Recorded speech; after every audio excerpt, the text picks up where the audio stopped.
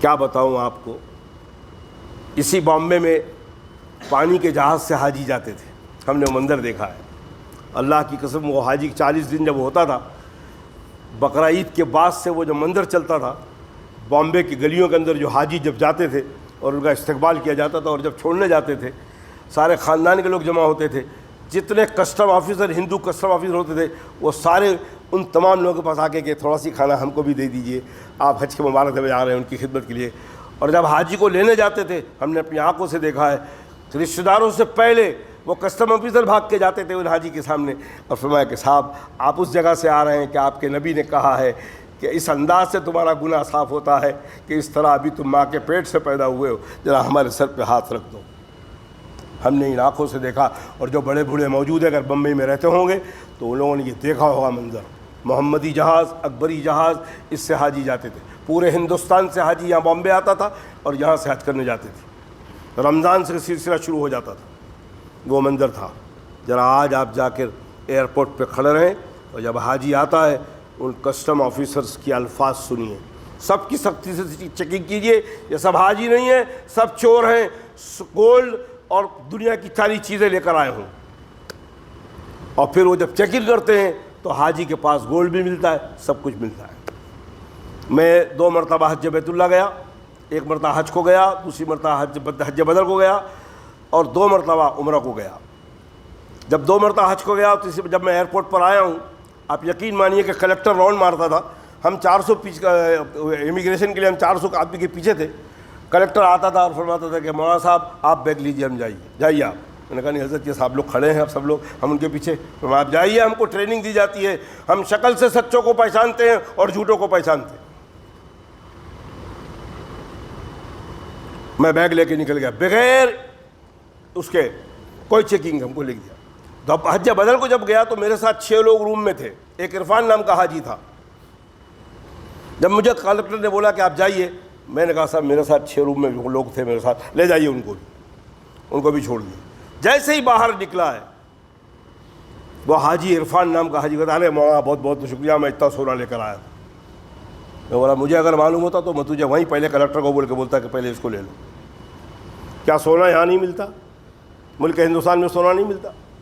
میں مدینے کی مارکیٹ میں میری ایریا کو لے گھومتا، یہ ساری چیزیں آپ کو منش مارکیٹ میں ملے گی، انڈیا میں ملے گی، صرف مدینے کا کھجور نہیں ملے گا، مدینے کے کھجور کی پیداوار کی کھجور نہیں ملے گی، ہم کو صرف وہ لے کے چلنا ہے۔ کوئی چیز، سب چیزیں مدینے میں ملتی ہے، سب بامبے میں ملتی ہے۔ کیا بامبے میں آج امپورٹڈ سامان نہیں مل رہا ہے؟ دبئی سے نہیں آ رہا ہے؟ اور پھر ابھی جب میں عمرہ کو گیا تھا پچھلے سال، وہاں پہ کچھ لوگ مل گئے اور مجھے پوچھا کہ کیا آپ کبھی دبئی گئے ہیں؟ میں نے کہا میں تو 2003 یا 4 میں ایک مرتبہ دبئی گیا تھا۔ فرمایا ابھی دبئی نہیں گئے آپ؟ فرمایا نہیں۔ فرمایا اگر ابھی آپ دبئی جائیں گے تو دبئی میں انٹری کرتے ہی آپ کو یقین ہو جائے گا آپ قیامت بہت قریب ہے۔ یہ دبئی کا حال ہے۔ ساری دنیا کی عیاشی دبئی میں ہو رہی ہے، ساری دنیا کی عورتیں جہاز بھر بھر کے دبئی میں آ رہی ہیں۔ یہ مسلم حکومت ہے۔ ابھی دیوالی دیکھا آپ نے، کتنی شاندار دیوالی دبئی میں منائی گئی ہے، یہ مسلم حکومت ہے۔ ابھی دیکھ رہے ہیں آپ سوڈان کے اندر 50,000 مسلمان قتل ہو چکے ہیں، دونوں سنی گروپ لڑ رہے ہیں سوڈان میں، جو سونے کا خزانہ ہے، ایک کو سعودی عرب سپورٹ کر رہا ہے، ایک کو بھی دبئی والے سپورٹ کر رہے ہیں، اور مسلمان مر رہے ہیں۔ چھوٹی چھوٹی معصوم 13 14 بچیوں کی عزت لوٹنے کے بعد ان کو قتل کیا جا رہا ہے۔ 50,000 مسلمان سوڈان میں ختم ہو چکے ہیں آپس میں لڑ کر۔ یہ لعنت نہیں ہے مسلمانوں کے لیے تو کیا ہے؟ یہ عذاب نہیں ہے اللہ کا؟ صرف دنیا کے لیے۔ وہ سونے کا خزانہ دبئی چاہتا ہے کہ میرے قبضے میں آ جائے، سعودی عرب چاہتا ہے کہ میرے قبضے میں آ جائے، اور سوڈان کے رہنے والے جن کا حق ہے، جو بیچارے محنت کر کے نکال رہے ہیں ان کانوں کو، ان کو مروایا جا رہا ہے۔ اس انداز سے تو پھر علامہ اقبال کی بات کی، محمد سے وفا تو نے تو ہم تیرے ہیں، یہ جہاں چیز ہے کیا لوح و قلم تیرے ہیں۔ جب تم نے محمد صلی اللہ علیہ وسلم سے وفا کرنا چھوڑ دیا، اللہ نے بھی ہمیں چھوڑ دیا ہے۔ آج دیکھ لو پوری دنیا میں ہمارا کیا حال ہو رہا ہے۔ وہ تو سعودی عرب بچے ہوئے ہیں احسان مانے کعبۃ اللہ کا اور روز اقدس جناب رسول اللہ صلی اللہ علیہ وسلم کا، جو اس کی خدمت کر رہے ہیں، حاجیوں کی خدمت کر رہے ہیں۔ اللہ اس وجہ سے سعودی عرب کو بچایا ہوا ہے۔ باقی دنیا کی ہوس کا یہ حال ہے، ہر بادشاہ پانی کے اندر محل بنایا ہوا ہے۔ دولت کا یہ حال ہے، دولت کے ریل پین میں عرب عیاش بنے ہوئے، کوئی خبر نہیں ان کو، یہ نفل نماز کی خبر نہیں، اشراق کی خبر نہیں، اوابین کی خبر نہیں، خبر ہی نہیں ہے ان کو، بس فرض ادا کیے۔ لیکن فرض کا یہ حال ہے کہ کار سے جا رہے ہیں، نماز کا ٹائم ہوا، گاڑی کھڑی ہوئی، فرض پڑھ کے اور گھر چلے۔ لیکن یہ سب چیزیں تو اللہ کے نبی صلی اللہ علیہ وسلم کے فرائض میں ہیں۔ اللہ کے قرب حاصل کرنے کے لیے جو نفل نماز کا، نفل کی عبادت کرنا ہے، کدھر ہے وہ معاملہ؟ چل رہی ہے عیاش بنے ہوئے دولت کی بنیاد پر۔ اور کمال کی بات یہ ہے کہ دوسروں کے راج میں پورے سعودی عرب کے تیل کی پوری فیکٹریاں امریکہ کے ہاتھ میں، دبئی کے سارے جتنے مینجمنٹ برج بزنس ہے سب امریکہ کے ہاتھ میں۔ اور یہ اندر کی خبر ہے کہ قریب 40 سے 50 ہزار یہودیوں کو تو سٹیزن شپ دے دیا ہے، اب یہودی یہ کام کر رہے ہیں اندر۔ اللہ نہ کرے، اللہ رحم فرمائے، کہیں فلسطین کا حال نہ ہو جائے، اللہ حفاظت فرمائے۔ ہم مسلمانوں کا یہ حال ہے، ہم پہچان ہی نہیں پاتے کہ کون اپنا ہے کون پرایا ہے، اس لیے کہ ہماری خود کی فطرت یہ ہے کہ ہم لوگوں کو دھوکہ دیتے ہیں تو ہم دوسرے کو بھی دھوکے باز سمجھتے ہیں۔ ہم سچے ہوں تو ہم کو دوسرا، آپ دیکھیے کبھی بھی دھوکہ کھایا ہے سچا آدمی، دھوکہ کھایا ہے کہ وہ اپنے آپ کو اپنے جیسا سچا ہوتا ہے، بیچارہ بھروسہ کر لیتا ہے، سامنے والا بیوقوف بنا دیتا ہے۔ دیکھ رہے ہیں آپ ممبئی میں کیا ہو رہا ہے؟ ابھی 2 بلڈنگ 2 دن پہلے، اس سے پہلے 120 کروڑ یا 125 کروڑ امت مسلمہ کا ڈوب گیا اس ممبئی کے اندر، جو بلڈنگیں توڑ دی گئی۔ 15 لاکھ 12 لاکھ 13 لاکھ کے غریب لوگوں نے کیسے کیسے جمع کیے ہوں گے، اپنی چوڑی بیچی ہوگی، زیور بیچے ہوں گے، اس انداز سے مکان لیے تھے، آج سب بے گھر ہو کے پڑے ہوئے۔ نہ بلڈر کا کوئی نقصان ہوا، نہ وہ آفیسر جو رشوت لے کے چلے جاتے ہیں، نہ ان کا کوئی نقصان ہوا۔ وہ غریب جس نے سر چھپانے کے لیے کیسے کیسے پیسہ جمع کر کے لیا، آج سب وہ بے گھر ہو گئے۔ اور ابھی منڈے کو پھر، اور ابھی پوری فوجی پولیس چھاونی بنائی ہوئی ہے، ابھی بھی بلڈنگ توڑنے کی پورا ایریا گھیر کے رکھا ہوا ہے۔ اللہ اپنے رحم و کرم سے ان غریب مسلمانوں کی اللہ حفاظت فرمائے، اللہ ان کی غیبی مدد فرمائے۔ کوئی پرسان حال نہیں۔ وہ انصار صحابہ کو مہاجر سے ملاقات، بھائی کیا کر دیا، انصار نے جا کے کھیت کا بٹوارا کر دیا۔ یہاں پوری کل یوٹیوب پہ بتایا ہے کہ وہ ایک ایڈوکیٹ، اس کو پولیس نے اندر کر دی، اور ایک لڑکی کو تو کپڑا پھٹ گیا، اس کو اٹھا کے ڈال دی، وہ رو رہی تھی، یوٹیوب پہ بول رہے تھے وہ لوگ یہاں پہ حال۔ کوئی لیڈر، کوئی مسلم نمائندہ، کوئی بلڈر نظر نہیں آیا۔ بلڈنگ بنایا، بیچے، پیسہ لیے، چل دیے۔ وہ بیچارے روڈ پر وہ 15 لاکھ اور 16 لاکھ اور 12 لاکھ لانے والے آج بے گھر ہے، کوئی پرسان حال نہیں ہے سوائے اللہ کے، ان کو کوئی دیکھنے والا نہیں۔ نہ روتے بنتا ہے نہ ہنستے بنتا ہے۔ کیا اس قوم کا ہوگا؟ یہ وہ قوم ہے، اللہ کی قسم، بیت المقدس میں، فلسطین کے اندر جب بیت المقدس میں پہلے بیت المقدس کے کونے کو آگ لگی تھی 1967 کے اندر، اسی بامبے میں سب سے پہلا جلوس نکلا تھا مسجد اقصیٰ کے لیے، جس کا پہلا آدمی کولمبو اسٹور کرافٹ مارکیٹ میں تھا، اور آخری آدمی مدن پورہ جھولا میدان کے پاس تھا۔ اتنا لمبا جلوس تھا، جلوس آگے گیا ہی نہیں، وہیں اسی انداز میں درود شریف پڑھتے ہوئے ختم ہو گیا۔ اور لوگوں نے چندہ دیا، وہ چندہ لے کے مولانا عرفان سرحدی رحمۃ اللہ علیہ خلافت کمیٹی کے جنرل سیکریٹری تھے، اور وہاں مولانا امیر الحسینی صاحب تھے جو مفتی فلسطین تھے، دیوبند سے ان کے تعلقات تھے۔ مولانا عرفان سرحدی کو یہاں سے چندہ لے کر بھیجا گیا، وہاں گولیاں چل رہی تھی، اور اس گولی کے اندر چندہ لے کر پہنچے ہیں۔ مولانا امیر الحسین نے فرمایا کہ حضرت اس گولیوں کی بوچھار میں کیسے بچ کر آئے؟ فرمایا بمبئی کے مسلمانوں کی امانت لے کر آیا ہوں، بمبئی کے مسلمانوں نے بڑے محبت سے چندہ دیا ہے، اور ان کی دعائیں ساتھ میں ہیں، میں بچ کر آیا ہوں۔ یہ وہ قوم تھی، ایک ممرہ، چھوٹا سا ممرہ کوسہ کے اندر پوری مسلم بستی ہے، اور مسلمان عورتیں، بچیاں، بیٹیاں بیٹھ کے، چھوٹے چھوٹے بچے رو رہے ہیں فٹ پاتھ پہ بیٹھ کر، کوئی پرسان حال نہیں ہے۔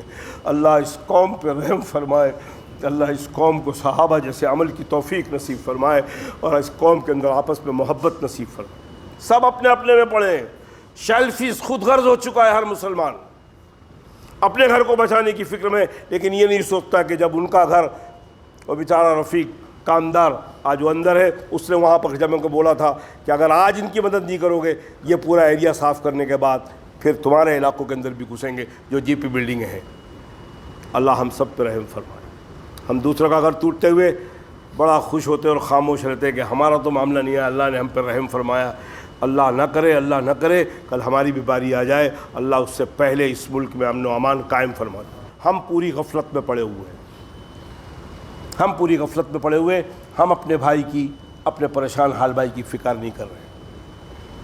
دوستو یہ کہنا سننا اس لیے ہے، حضرت زبیر ابن عوام کا بیان اس لیے کر رہے تھے کہ اللہ تعالیٰ ہمیں آپس میں صحابہ جیسی محبت نصیب فرمائے، مظلوموں کی مدد کرنے کی توفیق نصیب فرمائے، ظالم کے خلاف کھڑے ہو کر حق بات کہنے کی توفیق نصیب فرمائے۔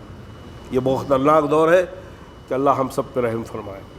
یہ مسجدوں کی آزادی، یہ نماز کی آزادی، اذان کی آزادی، اللہ نہ کرے اگر یہ وقف بل پاس جو ہو گیا، جو گورنمنٹ نے پاس کر دی ہے، اس کو لاگو کیا جائے گا، نہ ہماری مسجدیں رہیں گی، نہ خانقاہ نہ قبرستان رہے گا، ان کی اجازت کے بغیر مردے دفن نہیں کر سکیں گے، ان کی اجازت کے بغیر مسجد میں نماز نہیں پڑھ سکیں گے، یہ حال ہونے والا ہے۔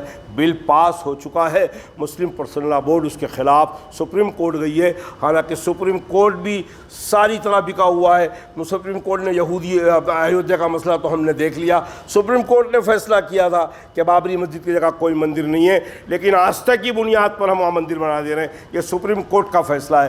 ظاہر بات ہے مسلمانوں کا اس وقت سوائے اللہ کے کوئی مددگار نہیں ہے۔ ہمارا کام ہے، نوجوانوں کو خاص کر درخواست ہے کہ آپ نماز کی پابندی کریں، اپنے گھر میں بڑوں کا ادب کریں، بچوں کی تربیت کریں، اور نماز کے بعد رو کر اللہ سے دعا مانگیں کہ اللہ تعالیٰ ہم اس ملک میں جیسے ہمارے بڑوں نے اس ملک کو آزاد کرایا ہے، اس ملک کو آزاد کرانے میں ہمارے بڑوں کا خون گیا ہے، اور آج ہمیں ہی 2 نمبر کا شہری بنانے کی پوری پلاننگ ہو چکی ہے۔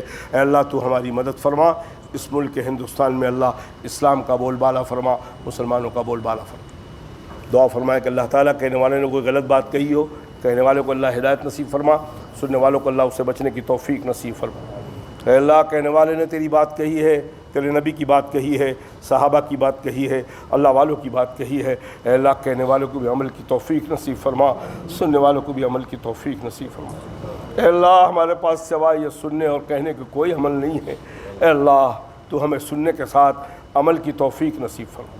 اے اللہ ہمارے نوجوانوں کو دین کی پہلوانی نصیب فرما، ہمارے بڑے بوڑھوں کو دین کا رہنما بنا، ہمارے چھوٹے چھوٹے معصوم بچوں کو دین کا ستارہ بنا، ہماری ماں بہنوں کو دین کا ملا بنا۔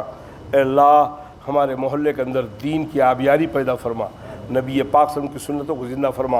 اے اللہ ہمارے گھروں کو ہم کو قرآن پاک کی تلاوت سے آباد کرنے کی توفیق نصیب فرما، موبائل کی ان تمام خرافات سے اللہ ہماری حفاظت فرما، ان موبائل سے اللہ ہمیں صحیح بات سیکھنے کی توفیق نصیب فرما، صحیح معلومات لینے کی توفیق نصیب فرما، ہماری دعاؤں کو اپنی بارگاہ میں قبول فرما۔ اے اللہ پوری دنیا میں مسلمانوں کی حفاظت فرما، اے اللہ پوری دنیا میں مسلمانوں کو تیرے سوا کوئی محافظ نہیں، اے اللہ تو صحابہ کرام کا خدا ہے، تابعین کا خدا ہے، اے اللہ تو ایک نگاہ کرم امت پہ ڈال دے، ہمارا بیڑا پار ہو جائے گا۔ اے اللہ ہمیں اجتماعی اور انفرادی توبہ کی توفیق نصیب فرما، اور ہماری توبہ کو قبول فرما، اور اے اللہ ہماری غیبی مدد فرما۔ اے اللہ فلسطین کے مجاہدین کی غیبی مدد فرما، اس ملک کے مسلمانوں کی غیبی مدد فرما، اس ملک کے مسلمان کی تنظیمیں جتنی ہیں، آل انڈیا مسلم پرسنل لاء کی غیبی مدد فرما، جمعیت العلماء ہند کی غیبی مدد فرما، جتنی تنظیمیں مسلم تنظیمیں اللہ ان کی غیبی مدد فرما دے، اور اللہ اس ملک میں اسلام کا بول بالا فرما دے، ہمیں بھی اسلام کے طریقے پر چلنے کی توفیق نصیب فرما، ہمیں بھی سچا پکا مسلمان بنا دے۔ اے اللہ راستے سے ہم گزریں، ہم کو دیکھ کر لوگ کہیں کہ یہ غلامان محمد الرسول اللہ صلی اللہ علیہ وسلم ہے، ایسے عمل کی ہمیں توفیق نصیب فرما۔ اے اللہ اپنے رحم و کرم سے اس ملک میں معین الدین اجمیری آرام فرما رہے ہیں، نظام الدین اولیاء آرام فرما رہے ہیں، بہت سارے تیرے اللہ والے اے اللہ اس ملک کے اندر آرام فرما رہے ہیں۔ اے اللہ ان کی روحانیت کو، اس دور کے مسلمانوں کو ان کی روحانیت کی توفیق نصیب فرما، ان کی روحانیت نصیب فرما، ویسا ایمان اور یقین نصیب فرما، ویسا مجاہدہ نصیب فرما، اور اے اللہ تیرے دین کے لیے، تیری ذات کے لیے، محمد کی عصمت کے لیے اے اللہ ہم بھی جیسے پہلے ہمارے بڑوں نے بے دریغ اپنی جان کی قربانی دی، اے اللہ ہمیں بھی دینے کی توفیق نصیب فرما۔ اے اللہ جب تک دنیا میں زندہ رکھ، راحت والی زندگی، عافیت والی زندگی، راحت والی زندگی، ایمان والی زندگی، عمل صالح والی زندگی نصیب فرما۔ اور اللہ جب وہ موت کا کٹھن وقت آیا، اللہ راحت والی موت، عافیت والی موت، ایمان والی موت، شہادت والی موت نصیب فرما۔ ہماری دعاؤں کو اپنی بارگاہ میں قبول فرما۔ اے اللہ اپنے رحم و کرم سے جب تک ہمیں زندہ رکھ، نبی پاک صلی اللہ علیہ وسلم کی سنتوں کو اپنے زندگی میں اے اللہ زندہ کرنے کی توفیق نصیب فرما۔ ہماری دعاؤں کو اپنی بارگاہ میں قبول فرما۔ وصلی اللہ تعالی علی خیر خلقہ محمد وآلہ واصحابہ اجمعین برحمتک یا ارحم الراحمین۔